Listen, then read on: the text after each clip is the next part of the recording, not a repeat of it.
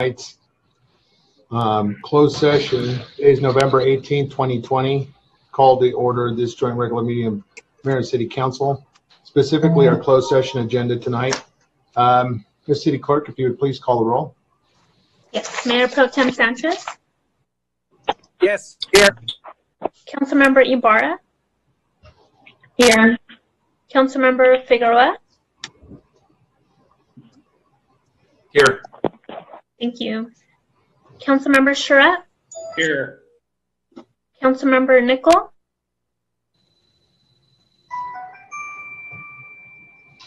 Don't believe he's on yet. Councilmember Richard? Here. Councilmember Mulvihill? Here. Mayor Valdivia? Present. Okie doke. Thank you, Ms. City Clerk. Are there any closed session comments? There are not any closed session comments. All right. At this time, we'll excuse any staff. Wait a few seconds.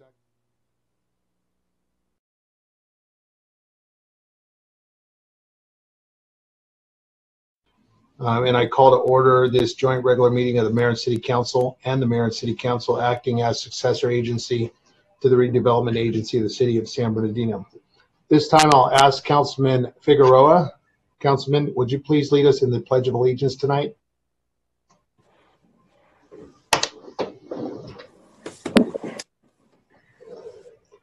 And Councilman, you're muted.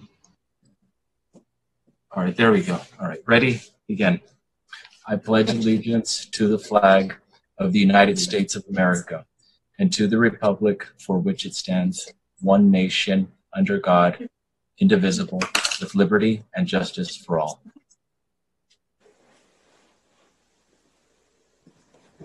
Thank you very much, Councilman. At this time, I'll recognize the City Clerk, and if she could please call the roll. Mayor Pro Tem Sanchez? Here. Councilmember Ibarra? Here. Councilmember Figueroa?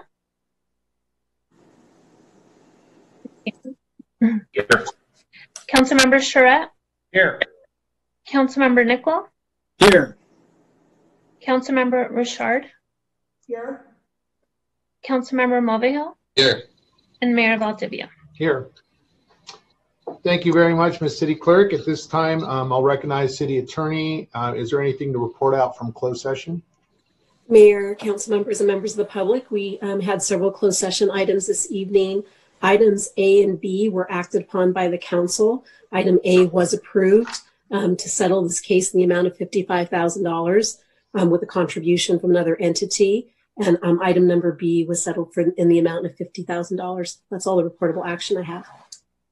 Okay, thank you very much. At this time, let's move on to our appointments. I invite a motion to approve the following. Harmony Morales to the Planning Commission. Is there a motion for approval? So move. Is there a second? All right. And Ms. City Clerk, if you please call the roll. Mayor Pro Tem Sanchez? Yes. Councilmember Ibarra? Yes. Councilmember Figueroa? Yes. Councilmember Charette? Yes. Councilmember Nickel? Yes. Councilmember Richard? Yes. Councilmember Mulvihill? Yes. The motion passes unanimously. Okay, I want to say thank you very much to Ms. Morales. Ms. Morales, are you there? Can you address the City Council for just a few seconds? And thank you for joining us tonight. Yes, hello. Thank you all so much for having me. I'm honored to be a part of the Planning Commission. I'm very excited to work with you all. So thank you. Very good, Ms. Morales. We'll ask that you set an appointment with our City Clerk, and at that time, we'll swear you in and sign all the documents. And we hope to have you to our next Planning Commission representing my appointment. Thank you, Ms. Morales. Thank you. Thank you. At this time, we will go to our presentation portion. This is a proclamation of the 2020 Small Business Saturday. And in recognition of Small Business Saturday, I would like to read this proclamation.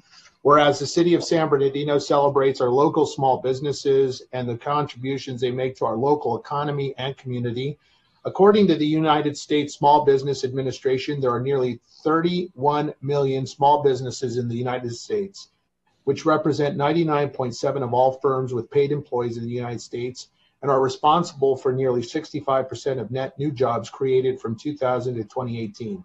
And whereas 96% of consumers who shop on Small Business Saturday agree that shopping at small, independently owned businesses supports their commitment to making purchases that have a positive social, economic, and environmental impact, and 97% of consumers who shopped on Small Business Saturday agree that small businesses are essential to their community.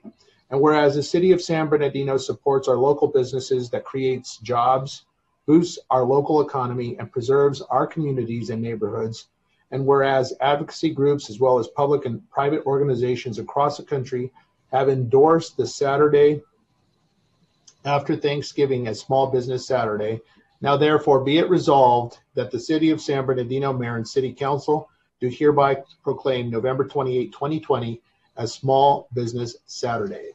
We urge all of our local residents and constituents, please, to shop local and support San Bernardino small businesses.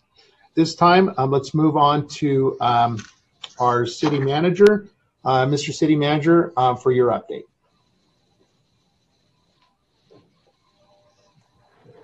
Thank you, Mayor and City Council. Just briefly, we're going to be speaking on a couple of other items a little bit later, so I'll keep this relatively short. But did want to just share a couple of the interesting things that are going on in the city at the moment. One which is really topical as we see the increase in the in difficulty with the COVID-19 pandemic. The eviction prevention program, which was developed in partnership with the Housing Authority for the County of San Bernardino, launched yesterday. It's going to provide assistance of up to $3,500 for in arrearages for people who are behind in the rent, especially for those who are suffering COVID-related hardships. Tanya Romo in the call center is going to be promoting the program for us on the city's social media account. And we will also be providing an email address for people to submit applications for assistance through the eviction prevention program. Today, the city and the county jointly made a mobile COVID testing site available out in the Court Street Square out on the other side of the old City Hall. As of 1 o'clock, when I got tested, and when Mayor Valdivia got tested as well, almost 200 people had already been tested, which exceeded the county's expectations. These types of efforts are really going to be critical to moving the city and the county out of the purple tier. Testing is a big part of the methodology that the state has endorsed as an approach to getting out of the purple tier that we're in now, getting onto red tier. Can't happen fast enough. Of course, the trend right now is not really working in our favor, but nonetheless, it's also in everybody's best interest to get tested frequently because you just never know when you're going to get exposed. Should note also that the development continues apace. Every time I get a call from Michael Huntley, who runs the Community and Economic Development Department, I'm just on the edge of my seat waiting to hear what other good news he has for us. There's a great deal of additional interest in doing housing development in the city, both single family and multifamily. We have hospitality interests coming in. We just issued permits for a new hotel just yesterday down in the Hospitality Lane area. And there's a couple others that are either pending or already under construction. Finally, another interesting story out of Animal Services. We had an influx of cats recently. And as it turns out, there are other parts of the state that have shortages. And, it's one of those things that's kind of surprising, but spay and neuter programs are actually having the desired effect. The city, Chris Watson, who runs Animal Services, was contacted by the North Bay Animal Services in Petaluma, California. They had a shortfall in felines and came down a few days ago and picked up cats and flew them out of SBIA to back up to Petaluma. So the cats got a free airplane ride, and by now I suspect they already have good homes. So just some examples kind of across the board of some of the interesting and positive things that are going on around the city of San Bernardino. And that concludes this portion of the reporting I'll be doing this evening. So thank you, Mayor. Thank you very much, Mr. Phil. We appreciate it. And we also want to encourage our council members that there was a city council update issued last Friday, and we encourage you, many of you have already read it, so we appreciate it. Finally, I want to wish everyone a happy Thanksgiving. This is our last council meeting before the special season. Please be safe, be well, residents. We want to make sure that we have those gatherings, and wherever necessary, please follow the public health warnings on face coverings.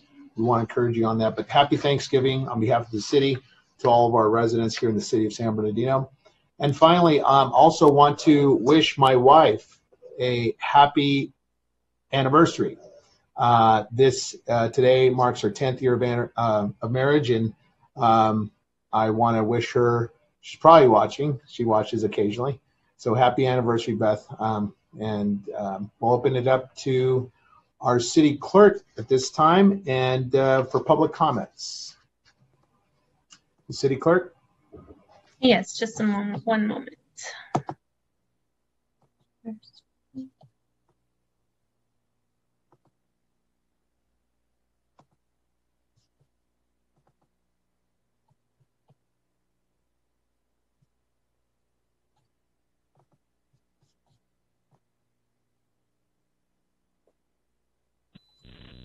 My name is Greg Ramirez. I live at 186 East 18th Street, San Bernardino, California. There is an alleyway behind my house, and for the last 6 months, we've had a homeless couple living there.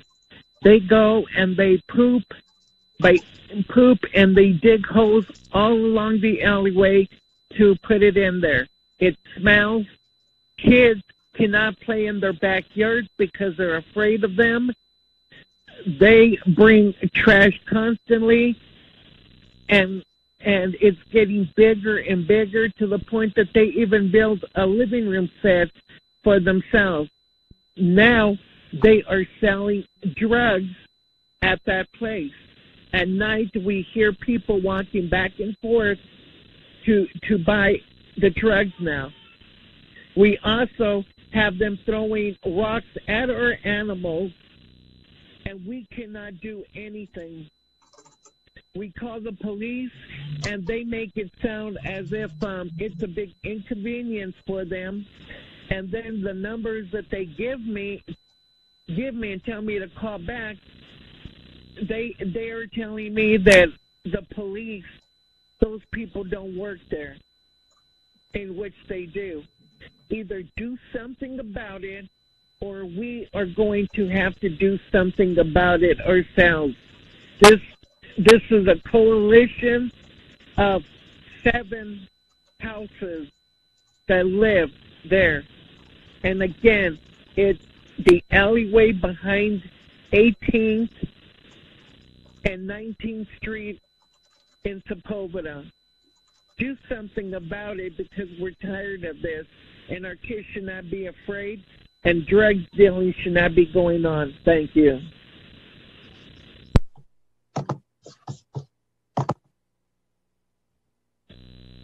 Yes, good morning. This is Kelly Martin. I live in the city of San Bernardino, Indian Canyon Court, actually.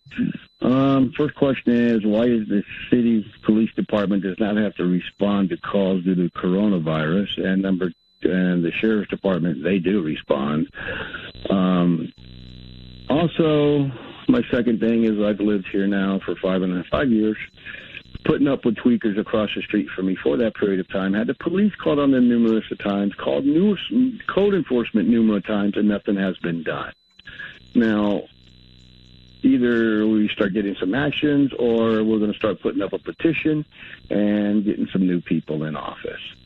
This is not a threat. Don't take it as a threat. It's just the people are tired, and I'm one of them.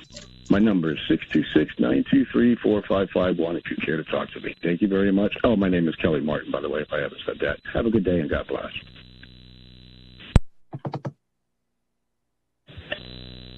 Open discussion. Hi, my name is Melanie Solorzano. I live at 198 East 18th Street, San Bernardino, California. I'm calling because there's always a homeless man outside behind my house where there's an alley. I leave every day at 3 in the morning, and he's always there just watching me. I no longer feel comfortable in my own home. If you guys could please do something about this man, I'd feel more safer in my own house. Thank you.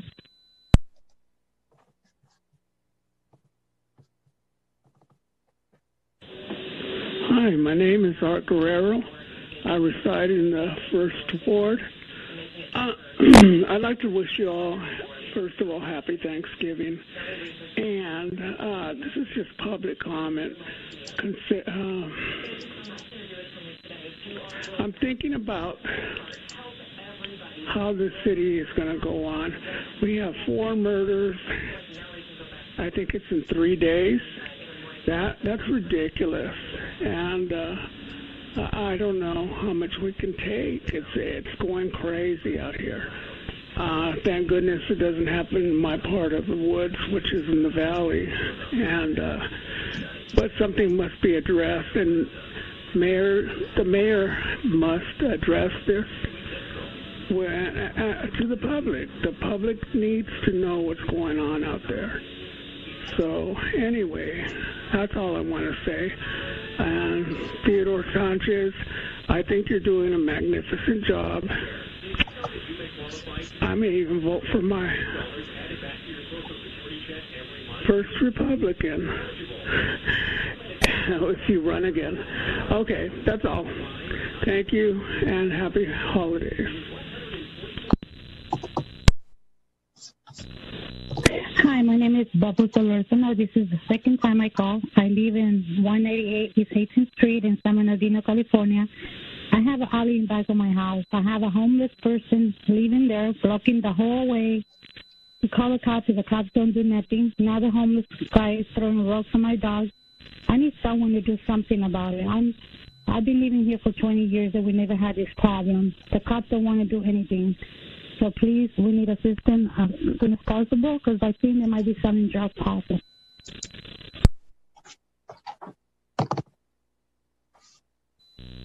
Hi, this is a general comment. My name is Michelle. I'm a former resident of San Bernardino, and my family currently lives in San Bernardino. As a youth, I participated in the youth employment program, and I had the opportunity of working in a government office. And this experience, it changed my life. I went on to attend a UC school and graduate from law school. And I share this with you today because the city can decrease crime by investing in our youth. The city should allocate funds for employment and training opportunities for youth, as well as gang prevention programs.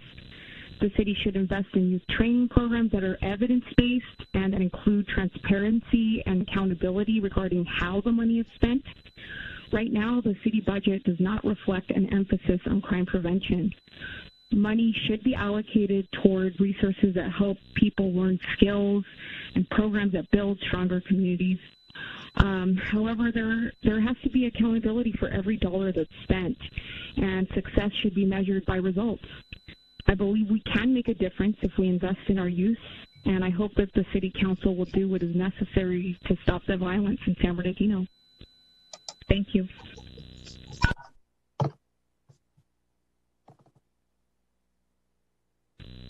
It's a public comment for Treasurer Ortiz for open session. Council, I'm calling tonight to ask that you, the city manager, and the chief of police sit down and have a real discussion about what is going on in our city with crime. We have lost a child to gun violence, a young man, 2 brothers, and an older gentleman just in this last week. The city of San Bernardino is turning into a war zone for a particular portion of our community. And it's not right. We're failing to protect the residents who live here. And I'm sorry, but you know what? Press releases on Facebook are not sufficient. And while you guys want to sit back and discuss $10 million demolitions of malls to build whatever you think the city needs, who will come here when you can't even secure the safety of your own community? Too much time is going by without anything being done to better the livelihoods of those who care and stay in this city. Children are not getting the opportunity to grow up here because they're facing violence in the streets. And while the criminals may have to face the judicial system, our police department needs to do something more, better. We need an audit of the structure and the operation because there is something amiss. something is not happening where it needs to for residents to feel safe. I'm asking you, put a special meeting together. Get on this. It's too important. The lives of the people here are too important to talk about anything else. You have a police chief that's out, that just lost his bid for office. He has time now to focus on the community that pays him to do a job here. Thank you.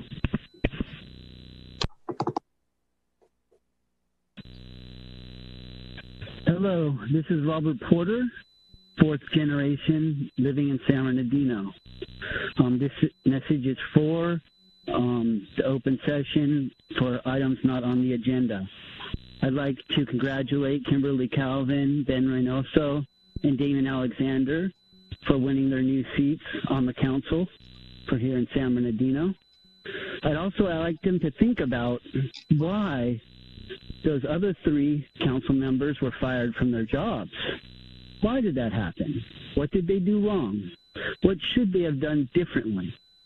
Well, personally, I believe they should have listened to the people more and gotten more involved, done the proper things that we wanted to keep them into office. The other thing I'd like to mention for the people is that this murder stuff has got to be brought under control. Now, when Kerry Davis had to deal with an upsurge in murder, we called him the murder mayor of San Bernardino. Now, Mr. Valdivia, is that what you wish to be your legacy? I hope not. But personally, I've seen nor hide nor hair of you out here in the city speaking on any of this stuff. We definitely need to get our police officers the resources they need to take care of this murder problem. It doesn't matter how much good we do in our community. It doesn't matter how much good we build, the good things that we have. It gets ruined every time we see a murder in the headlines of the newspapers. We need to get this under control. And if you can't do it, Mr. Mayor, you should resign and let somebody else step up who can do it. This is absurd that we have to deal with this over and over. San Bernardino is a great place to live. We just got to get some of this violence under control. It's no joke. This is a big deal. Take care of it. This is Robert Porter, fourth generation living in San Bernardino, and I love San Bernardino. That concludes public comment. Okay, thank you very much, Ms. City Clerk. Moving on to our staff report portion of tonight's agenda, 2021 Legislative and Regulatory Platform. Mr. Field. Thank you, Mayor and City Council. It's our pleasure to bring before you today, this evening, the legislative platform proposed for the balance of this fiscal year and heading into and really for the balance of next calendar year, where we are bringing this to you now in advance of the formal start of the legislative session so that we can present this to the legislators who represent our region now. Because in essence, even though the session doesn't technically begin until January, really, in a lot of respects, the legislators are going to be assembling their priorities starting immediately. So there are a number of different topics that we touch upon in the platform. Our intention is, especially for this year, going into this year, is going to be, well, it's going to be an interesting year because, of course, we're continuing to deal with the fallout from COVID-19. There is very likely to be an infrastructure bill coming out of Washington, D.C., and all sorts of other different things are likely to happen. So we are recommending that the city this year get in front of the legislature as quickly and actively as possible to ensure that we don't miss any opportunities coming out of the state capitol. So you've presumably had a chance to peruse the platform. We would appreciate the opportunity to discuss any questions you might have with respect to the platform. I do want to call out staff for having done a magnificent job of responding to the request for platform items. A lot of folks hadn't done this before, And they responded magnificently. They responded really basically with most of the items before you in a matter of about 3 weeks. And so I think they're very concise and give us a real opportunity to initiate some conversations with our representatives in Sacramento, who, by the way, are pretty outstanding. We're very fortunate here to have an active and important and candidly powerful group of folks representing us in Sacramento. So, and they're anxious. We've already spoken informally with a couple of them, and they're anxious to do things for us. So, with that, I'd like to open it up to questions if anybody has anything they'd like to know about the platform. Okay, very good. Thank you, Mr. Phil. We'll open it up to council members. Mr. Mulvihill, go ahead, sir. Yes, and I guess this is regarding the housing element and regarding the RHNA numbers. I guess this would be for Mike, if Mike's here. Is Mr. Huntley here? I am here. Do we have an ADU ordinance? Yes, we do. Do we? So the city currently has an accessory dwelling unit ordinance. State law has changed again, so we have to amend it again and bring it back before council. Okay. So I'll have to talk to you more specifically about what the amendments happen to be, but yeah, it'd be interesting to take a peek at, because I think that's really one of the ways we're going to be able to meet our RHNA requirements. And also too, just a comment on the TODs, and I'm getting some messages here on my notebook. The transit-oriented development, that really we have the Metrolink station located in town, but actually our SBX system is the improved public transit system that it's referring to here. And the original design of that system was to have each one of those transit stops as being a transit-oriented development. And so, as time moves on, we can start implementing those sorts of developments along with the SBX system. Thank you.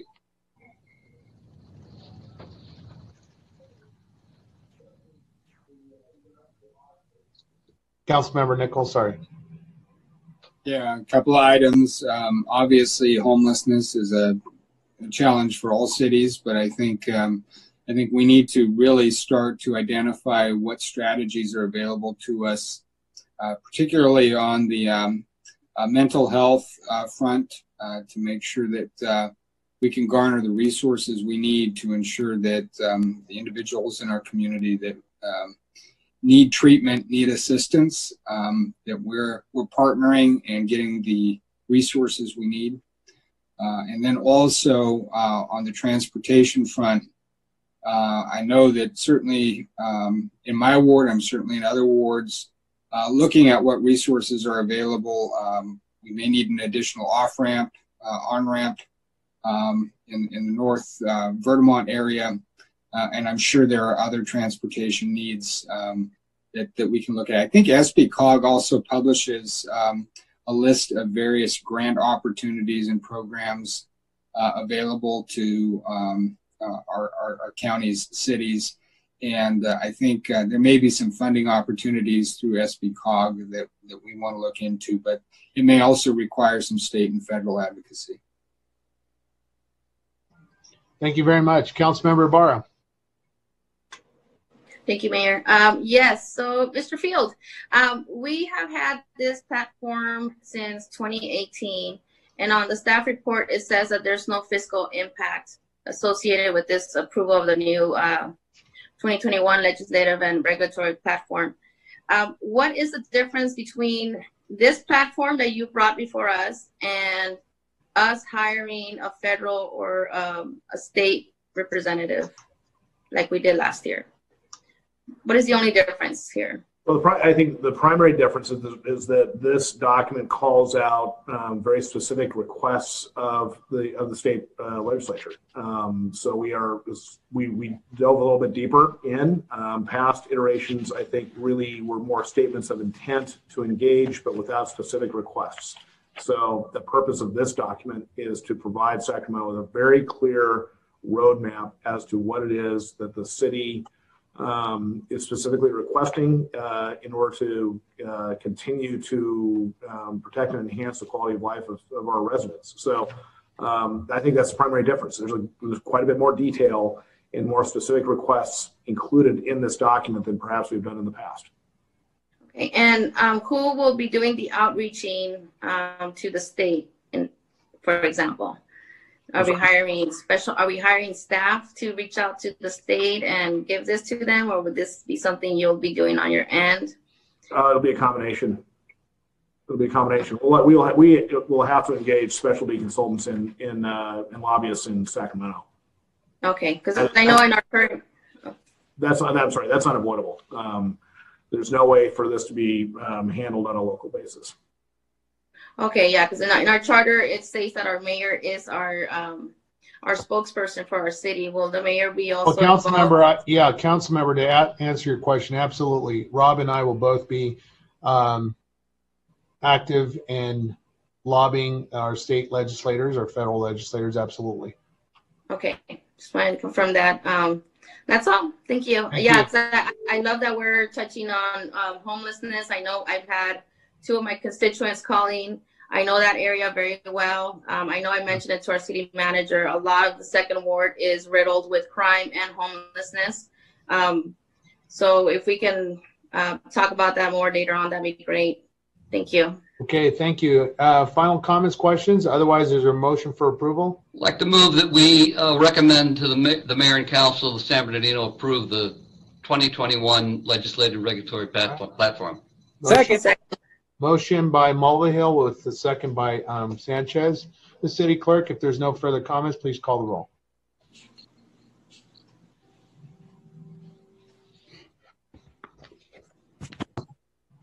Try this again. Mayor Pro Tem Sanchez?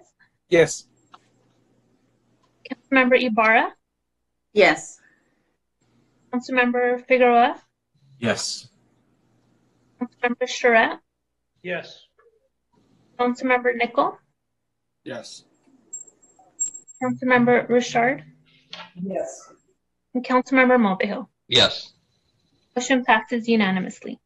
Okay, thank you very much. And I did take some notes on council members Mulvihill, Nickel, and Ibarra. Thank you for those comments on the legislative platform. Also, in an email written to Rob, Phil, and Ms. Kramer on the afternoon of Friday, November 13th, I also provided my markups, my comments on that. Of particular interest is the 250,000 individuals that we approximately serve with the 6 county pockets included. And let's not forget to add the San Bernardino International Airport. We need to include that language. I think more deserving than a simple 1 or 2 sentence mention would be a whole paragraph on the value of our airport and the opportunities that exist with forthcoming development. And then, of course, on packet page 5, the adding of additional language to include collaboration with Chamber of Commerce and our community foundations. And then legislative platforms ensure that we also have some verbiage of economic opportunity zone status, that the city of San Bernardino is poised for that. And also that there was no mention of the airport's federal trade zone designation at the airport. So I'm requesting that staff do that as well. And regarding the public facilities, I know that the city hall is paramount. And so I'm asking staff, please, to ensure that when we do advocate, that we put that as a priority. Finally, to our council members, San Bernardino County Transit Authority just passed the legislative, both federal, state legislative platform this past meeting. And so I provided that in written format to our city manager. So Mr. City Manager, if you would please also cross-pollinate with some of those platforms and see where we can piggyback on that. Moving on to item number 3, this is the fiscal year year-end update and resolution. Mr. Field. Thank you again. So Jim Sablogian is going to do most of the presentation on this matter, but I thought I'd provide just a little bit of context for the year-end report for fiscal year 2019-2020. We have some guardedly good news to report, which is nice. We're bringing this report to you, by the way, a little bit early. We don't have all of our audited financials back yet. Nonetheless, we thought it important for a number of reasons to bring this forward presently, because really we're very confident in the closing numbers for the last fiscal year. First of all, we should note that when we're talking about the city's fiscal condition at the end of the last fiscal year, in order to balance that budget at the start of the year, and this was before the arrival of COVID-19 even, the city eliminated 78 positions and made some other service cuts that were included in the budget to resolve a deficit that was projected to be about $11.2 million. Also, when we went into budgeting for the current fiscal year, the budget that was adopted on June 24th of 2020 for the 2020-21 fiscal year had a further staff reduction of 27 positions. We also need to remember that our main revenue sources generally have not been keeping pace with the rising costs of providing services. It's caused deferrals in things like building maintenance, park maintenance, street and sidewalk rehabilitation. So sort of across the board, while we have been exercising a considerable amount of fiscal discipline, which is absolutely necessary given current conditions, we have at the same time seen a reduction in the levels of service being provided by the city to our residents. At this time, for example, the city does not have reserves set aside to address certain capital improvements. The mayor mentioned City Hall, or infrastructure improvements, or equipment replacement. That being said, at the end of this report, you're going to hear that you're about to hear the fact that we have been able to adhere to a strong sense of fiscal discipline, and the city, I think, is to be congratulated in that respect. Even though we didn't know COVID-19 was coming, we were still actually better positioned than a lot of jurisdictions around us. And we're in some respects weathering the storm perhaps better than we might have otherwise expected to do. Going forward, I mean, we all know that Measure S passed. That is going to give us the ability to maintain a lot of the services that we provide now. Some may even be restored to a certain degree, but we're still going to need to maintain the same sort of commitment to fiscal discipline to ensure that the city continues to be viable and to provide a consistent and predictable level of service to all. And at the same time, also, of course, make it clear that to the business community that we're a place that they should be prepared to do business in. Because at the end of the day, private sector is the one who generates revenues. And we need to make sure that they continue to see San Bernardino as a welcoming place and a good place to do business, so more of our residents can become employed. So with that, I would like to turn the microphone over to Jim Slobodan, the interim finance director, who will go into the nitty-gritty of the year-end report. So Jim. All right, thanks, Rob. Mitch, if we could pull up the PowerPoint. Good evening, Mayor, City Council. Tonight's presentation sets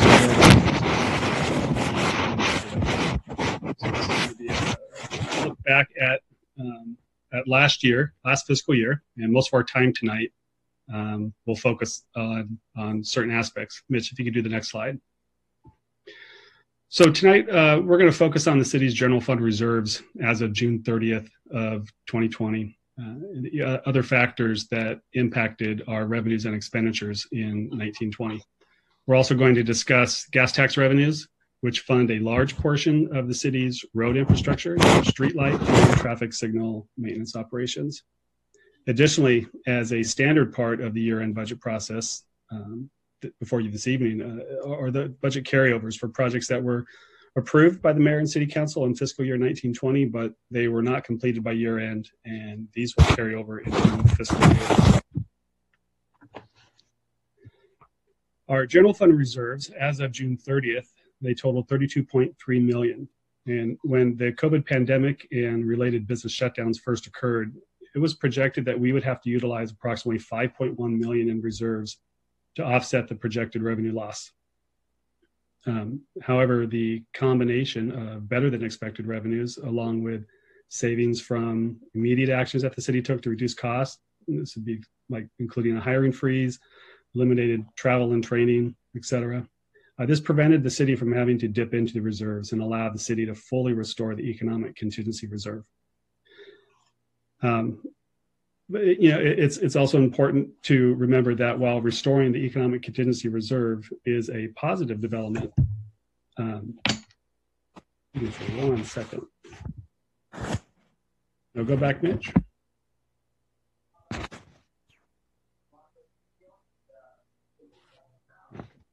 And it's important to remember that while restoring the economic contingency reserve is a positive development, we also need to remain mindful that many areas of the city's budget remain underfunded.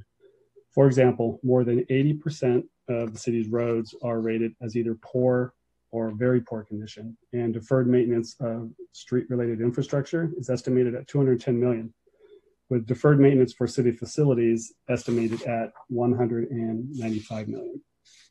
Next slide.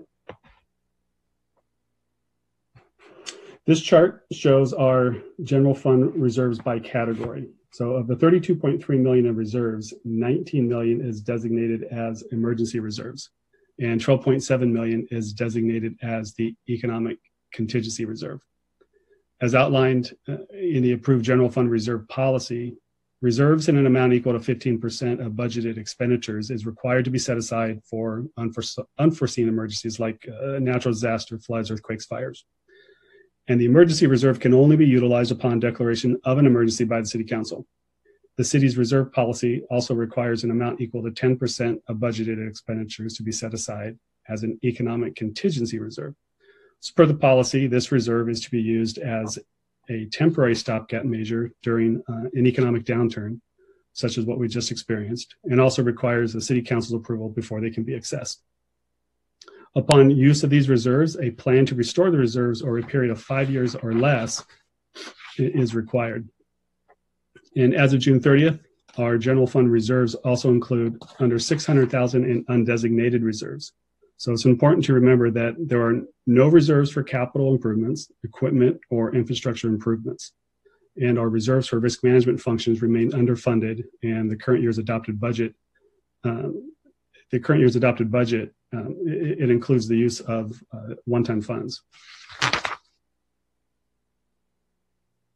Next slide. At 133.8 million, general fund revenues are close to our mid-year projections. It was anticipated that impacts from the pandemic would cause an overall drop in revenues of just under 5.2 million. While some revenues were affected by this pandemic, the impact was less than anticipated, and growth in other revenue areas were offset by these impacts. 74% of the city's general fund revenue is essentially from 4 sources. It's sales tax, including Measure Z and soon to be Measure S, utility users tax, property tax in lieu of VLF, that's the vehicle license fee, and our franchise fees. So each of these sources and factors affecting them in fiscal year 1920, we'll discuss those on the following slides. The first one we're going to talk about, next slide please. First one we're going to talk about is sales tax, and we'll talk about it in combination with sales tax and Measure Z. So the sales tax and Measure Z tax revenues combined make up 1/3 of the general fund revenues. And they both of them proved to be more resilient to the effects of the pandemic than expected. Both sales tax and Measure Z sales tax were slightly lower than our mid-year projections. But the large drop in revenue that was expected from the COVID impact, as you can see in the green bar, that's where we expected our revenues to drop. But as you can see on the unaudited actuals, we came in much higher on the sales tax and again significantly higher on the Measure Z. The long-term impact of the pandemic on the local economy, however, remains to be seen, and we'll get into some of this. Because at 37.7 million, the sales tax was slightly lower than our mid-year projection of 38.3. Similarly, at 9.2 million, Measure Z revenues were only slightly lower than our mid-year projections of 9.4. So a number of factors contributed to the stability of these revenue streams during the pandemic. That includes, first off, the federal stimulus funds, which boosted the economy. Consumers shifted their spending to online shopping in many cases. So the sales tax from the state and county pools, which is comprised of mainly online retailers like Amazon, increased by over 60%. Also, the state made available to businesses the option of deferring their sales tax remittances, but these deferrals did not occur at the rate that we had projected during the pandemic. Next slide, please. So next up is utility users tax, or UUT. So revenue from the utility users tax totaled $22.7 million, which was just under mid-year projections. UUT fluctuates based on a number of factors, including the weather, the gas and electrical use. The pandemic did not appear to affect this revenue source at all. And almost 17% of general fund revenues are from UUT. So we had a little bit of a dip, but the dip really wasn't something that we are attributing to the pandemic. It's just lower usage, and there's several factors that are involved in how UUT is affected. Like we said earlier, it's mainly the weather, and when we get to some other issues like with our cable, there's people that are moving off of cable, moving on onto streaming platforms, and with an increase in solar, there's a decrease in electrical use. Next slide, please. So we have property tax in lieu of VLF. This one was not impacted by the pandemic. At a total of $17.5 million in revenue, it's about 4% higher than expected at mid-year, or $681,000. The increase is based on a higher assessed valuation of property throughout the city, and our property taxes in lieu of VLF, they account for 13% of our general fund revenue. Next slide, please. So franchise fees were at $11.8 million. We're 17% higher than projected, equal $1.7 million. The increase mainly is due to a solid waste disposal rate increase for both commercial and residential that went into effect last fiscal year. This increase will continue going forward. We have another rate increase for this fiscal year, and our franchise fees comprise 9% of general fund revenue. Next slide, please. So this is the rest of the general fund revenues. So the light blue shaded area represents the largest portions we just went over, 74% as we discussed. And the remaining 26% of revenues come from various categories. And several items of note in the cannabis special event revenue in the charges for services. You can see the charges for services came in at $4.6 million total.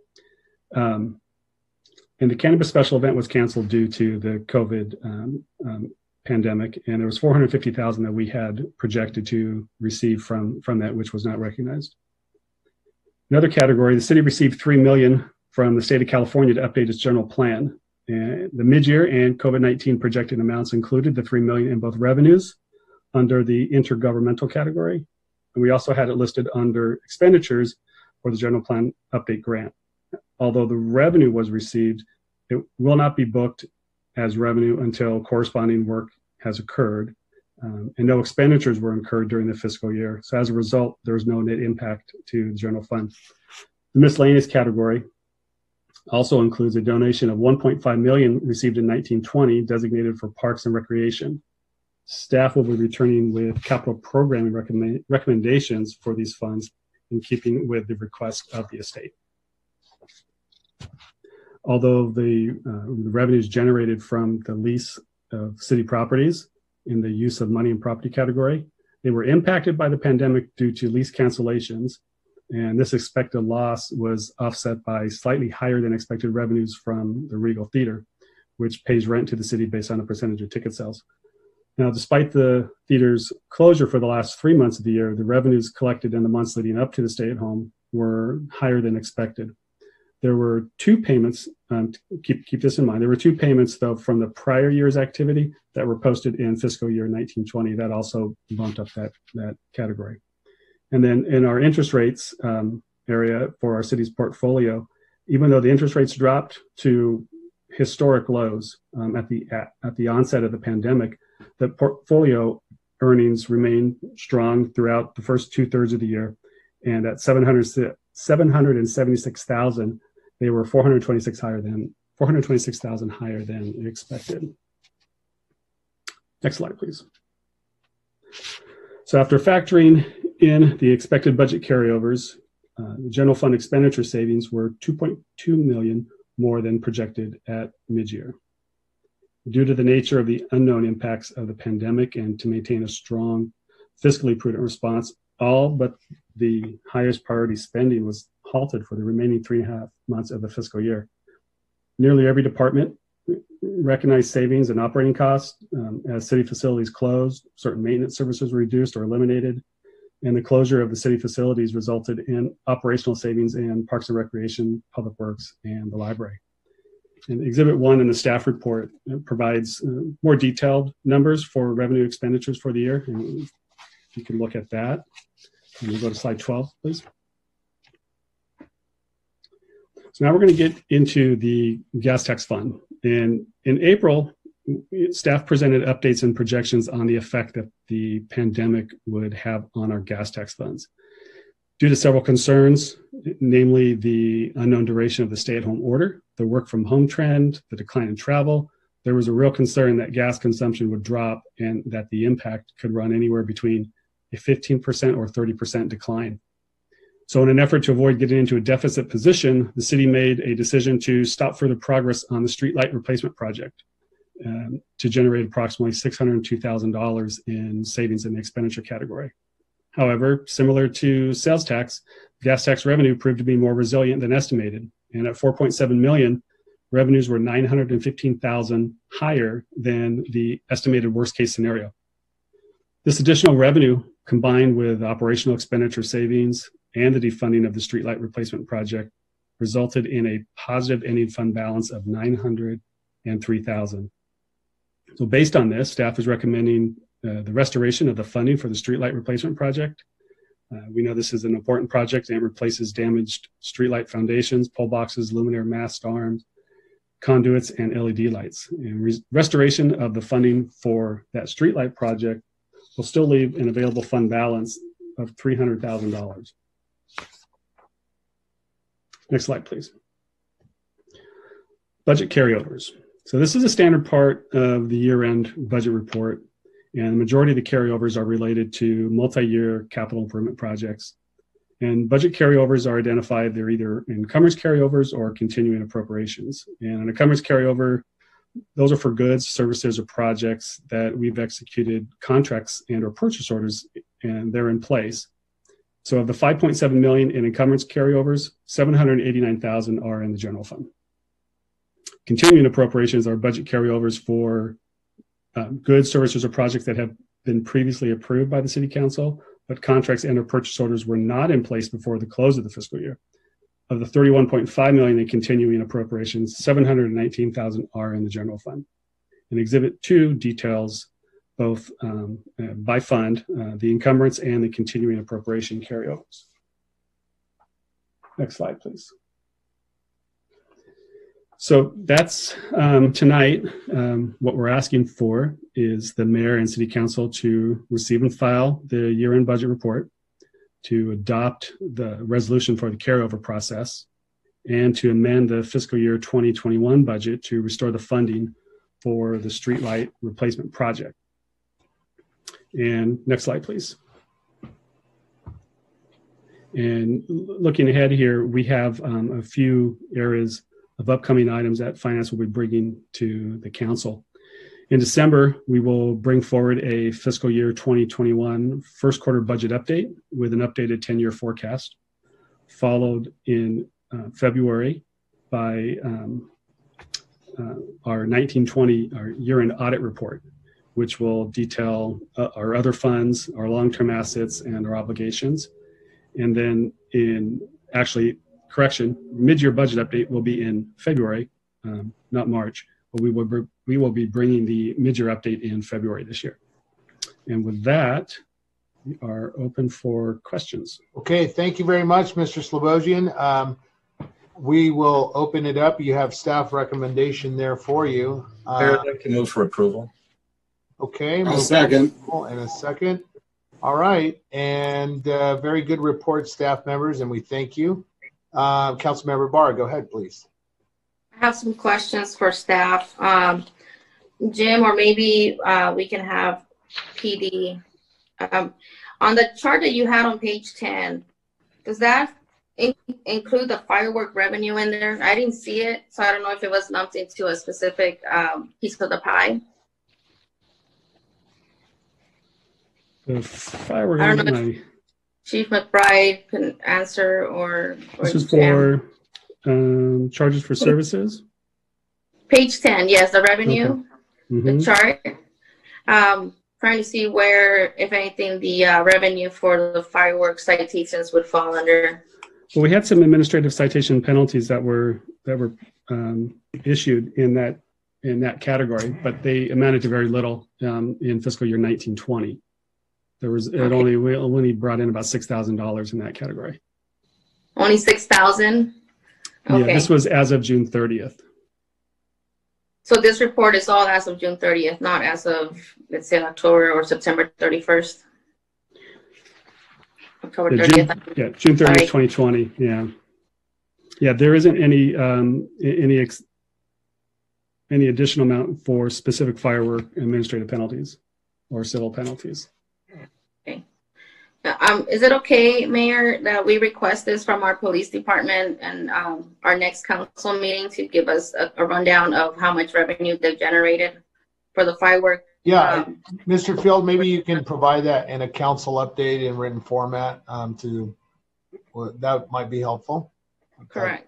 Yeah, that'd be good. Thank you. All right, thank you. And then my other question on page 12 of the report, maybe Chris Jensen can further, or Alex Kishta, I'm not sure if they're there. The street light replacement, you're asking for $900,000 from the general fund, correct? No, I think that that streetlight replacement, that's that gas tax piece, if I'm correct, Jim. We actually had an approved CIP project, and when we were looking at reducing our costs, part of what we did was having to shift some of our general fund costs into gas tax. So we were reducing our gas tax costs out in our CIP to kind of help absorb that. And so we ended up kind of having to cut off our streetlight replacement CIP kind of midstream. So there was about $600,000 that we basically eliminated from that project, that now through this staff report, I believe finance is looking to refund based on the good news about the revenues coming in. So. Okay. And my concern though, so we're asking for these streetlight replacements, but I do want to put it in your radar, Ms. Chris, that all the lights on E Street are still out. I just got word that the ones on D Street are now out from Baseline to Highland. And I do my morning walks on Highland Avenue, and the ones between G and H are now also out. Maybe those might be Edison lights, if we can follow up on those. But I see here there's like 900,000 balance deficit request here, and 602 I see it there. So I just wanted to clarify it on the 900,000 that we have here on the report. Right, thank you, Councilmember. All right, Councilmember Mulvihill, go ahead, sir. Yes, this is for Jim. Jim, really, thanks for the really encouraging budget review. But I had a clarification on page 3. You made a couple of side comments. You had 80% of the city streets are listed as in poor condition, was it? Poor and...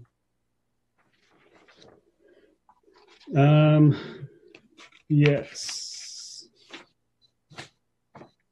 I had 80% of the city's roads were rated. I think the report is several years old, but we have an 80% of the roads were rated as either poor or very poor condition.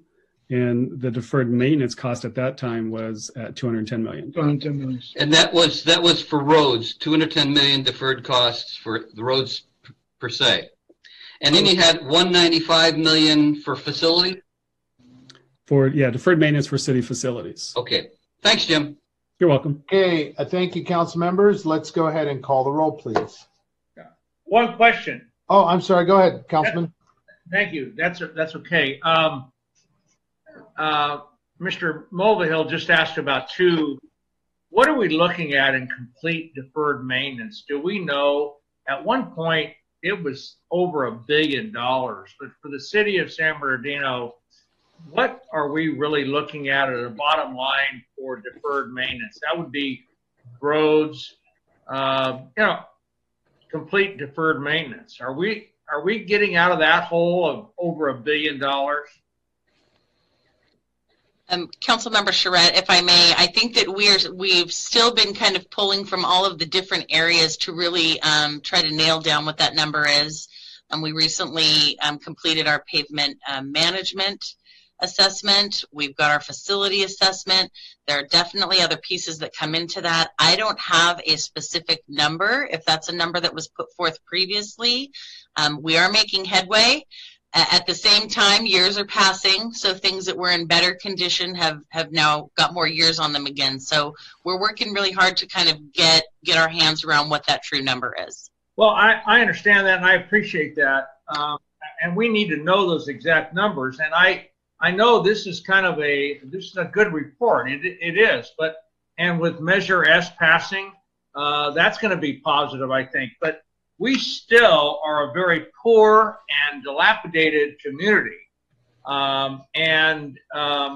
We need to not get too excited about some positive numbers because they aren't big enough to really deal with some of the major issues that this community has. And I just want to say it like it is. We all drive the city, and the city streets are 80%. I haven't been on any of the 20%. I haven't seen any of the 20%. And my travels don't take me on any of those. And other issues that are going on. And I just think we really need to get a handle on it. And as I say, we get this sales tax passed. We have a little bit better than normal revenues, and we all get kind of excited. And I say that with all due respect. And we just need to know this community is still in deep and dire straits in terms of infrastructure and community development and some of the homeless issues that we're dealing with and some of the picking up trash, and it all has to come out of the general fund to supply those services. And the community is not in very good shape. That's just the facts. And the numbers are positive. They are looking better. And Measure S is going to help. But I just don't want to get all excited about a few extra funds or some better than normal revenues coming in, because this city is in dire straits. And that's just the fact. Okay. And I think everyone agrees with that. But let's call it as it is. And let's put together a report that says this is where we are, including the 1 billion or 2 billion or 500 million, whatever the number is, and where we're going. And that's all. I just think I think we just need to be honest with our public, because again, I'd like to find the 20% of the streets that are not rated poor. They must be rated kind of poor. All right. Thank you, Councilman Charette. Ms. City Clerk, let's go ahead and call the roll, please. Mayor Pro Tem Sanchez? Yes. Councilmember Ibarra? Yes. Councilmember Figueroa? Yes. Councilmember Charette? Yes. Councilmember Nickel? Yes. Councilmember Richard? Yes. And Councilmember Mulvihill? Yes. Motion passes unanimously. I have a different spin. I want to say thank you very much. Our city council members, we all as a team really did, starting with Councilman Charette and Mulvihill and Nickel. I remember those conversations were very robust about April, May, regarding our fiscal outlook. And so we want to thank our council members. Thank you for a job well done. I want to say thank you to our city manager, city staff, and our finance team. These were turbulent times. We couldn't predict the future. And so I think this report is very, very positive. And I want to say thank you. Thank you for our team. This is a win for Team San Bernardino, and we're excited about that. Moving on to item consent calendar. We'll go through polls. Councilmember Sanchez, any polls tonight? None. Councilmember Ibarra? No polls, but I do have a comment. If it's possible in the future, and I've mentioned this before, if our staff can provide like a table showing how much money is in that fund that they want to pull from. Specifically, I'm looking at items 7, 9, and 10 because we're authorizing some contracts here, and I would like a balance showing us how much money we have in those accounts that we're authorizing. Very good. Councilmember Figueroa, any polls tonight? None, Mayor, no polls. Councilmember Nickel? None. Councilmember Richard? None. I think we missed Charette. Oh, I'm sorry, Councilman Charette. My apologies. He assumes I have none because I usually don't. Pull something, Fred.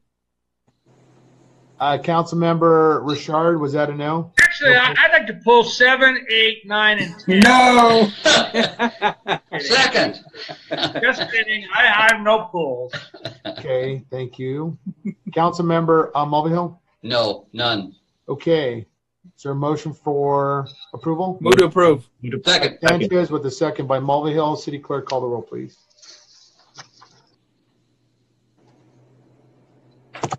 Mayor Pro Tem Sanchez, Yes.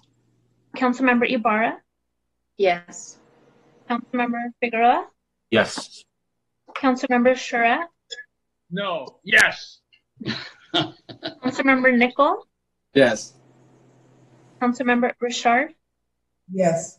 and Councilmember Mulvihill. Yes. Motion passes unanimously. Okay, very good. Thank you. It's 8:06, and we are doing really, really well. Any final items? I hear none. Councilmember Nickel and Nabar, go ahead. Yeah, I know that we were supposed to have the last of the batches of ordinances coming forward on cannabis. What is the status on that last batch of ordinances that we need to approve? And will we expect to have that by the next meeting? What's my understanding was we should have had that on the calendar this evening. Mr. City Manager? Yeah, no, I'm sorry, I had to turn my mic. Do we need to ask for it? Are we going to have it? What's the status on We will be bringing an update. There are some issues that will need to be discussed in closed session. We are bringing those items forth at the next council meeting. And we may also have an update on the regular agenda as well. If not, then at the meeting following. So yes, that is pending and will be available at the next meeting. Okay, and I do have one last request, Mayor. Pastor Jim Hall of Generations Church has passed away. Oh. And I would like to adjourn this evening's meeting in his memory. All right. We will do that. Thank you for that. Pastor Jim was a great man and had a great church up there, and our condolences to the family. So thank you, Councilmember Nickel. We'll do that. Councilmember Barra? Yes. So some items that I want to bring forward. Like I mentioned before, I do want to see a police report on all the revenue they've generated so far from the fireworks project they had this past July. Also, I was informed that there was a rave that happened this weekend. If we can find out from our city manager who approved it. Also, I read an email of our city website not having accurate information. If we can look at the hours from our police department, those hours are not accurate. That needs to be updated on the city website. Also, if it's possible to have a crime report from our police department as well, and how they're responding to the calls to service. Right now, I've already been aware of some vehicles being towed because they are out in the street and have expired tags. But then when I make my own reports, there's some vehicles that are left out there gathering dust and plants underneath it for weeks. So I like to see what kind of response we're having with the parking enforcement around in our city. And I mentioned this to our city staff before. It would be nice that we start working onto a homelessness task force. What are we doing to tackle the homelessness? We just approved several millions of dollars from COVID CARES to address homelessness, and we provided some funding for the outreach coordinators, about 4 of them total. And I'd like to see what progress we're having with all that funding we provided to these agencies. Okay. That is all I have for right now. Thank you, Councilmember Barra. And if there's no further comment, we want to recognize Pastor Jim Hall of the Generations Church, a great pastor in the 5th District, and also served our community. I know that he was National Day of Prayer, participated in it. Fred, I think you knew Jim, and so we'll close. Yes, thank you, Mayor, for recognizing that. And frankly, I talked to his wife yesterday via text, actually. It wasn't in person. And Henry, I hadn't heard that he had actually passed today. I knew I knew he was close, and we were hoping for the best. But yeah, he's a personal friend. He married me to my lovely wife, and has been a neighbor and a close friend. And I'm very sad to hear that. So I'm happy to close in his honor and his name. All right. Thank you very much. This meeting is now adjourned in the memory of Jim Hall. Thank you all, and thank you, council members and staff. Have a great evening.